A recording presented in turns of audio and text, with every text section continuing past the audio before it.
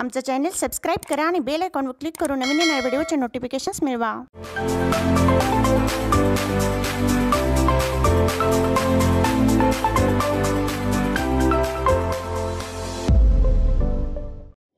आजच्या कार्यक्रमाचे अध्यक्ष सर्व शिक्षक वृंद आणि माझ्या लाडक्या मित्रमैत्रिणींनो, नमस्कार। माझे नाव स्नेहल स्वप्नील हळगे। माझ्या शाळेचे नाव सौ कुसुमताई प्राथमिक विद्या मंदिर असून मी आता 6वी ब मध्ये शिकते।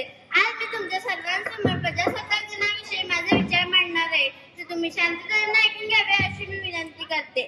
सर्वप्रथम मी तुम्हा सर्वांना प्रजासत्ताक दिनाच्या खूप खूप शुभेच्छा देते।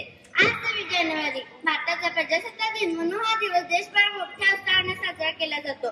भारत हा देश 15 ऑगस्ट 1947 रोजी स्वतंत्र झाला, पण त्यावेळी भारताकडे स्वतःचे संविधान नव्हते। म्हणून डॉक्टर बाबासाहेब आंबेडकरांच्या अध्यक्षतेखाली 29 ऑगस्ट 1947 रोजी मसुदा समितीची स्थापना करण्यात आली व त्यामुळे भारताला स्वतःचे संविधान मिळाले व ते 26 जानेवारी 1950 रोजी लागू करण्यात आले।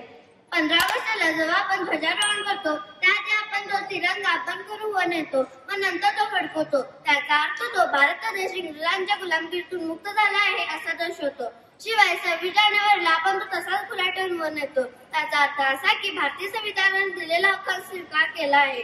एवढंच नाही मित्रांनो, भारतीय संविधानामुळे आपल्याला जे हक्क व अधिकार मिळाले आहे ते इतक्या सहजतेने मिळाले नसून ते थोर नेत्यांच्या आणि वीरांच्या बलिदानातून मिळाले आहे। चला तर स्वातंत्र्यवीरांना करूया शतशत प्रणाम, स्वातंत्र्यवीरांना करूया शतशत प्रणाम। त्यांच्या निस्वार्थ त्यागामुळेच भारत बनला महान, त्यांच्या निस्वार्थ त्यागामुळेच भारत बनला महान। भारतीय संविधानाचा स्वीकार आपण परेड आणि विविध सांस्कृतिक कार्यक्रमांद्वारे करत असतो।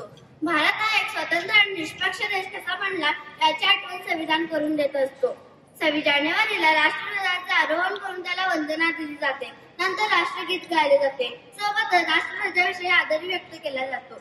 मित्रांनो, जसे की आपल्याला माहित आहे की आपला भारत देश विविधतेने नटला आहे।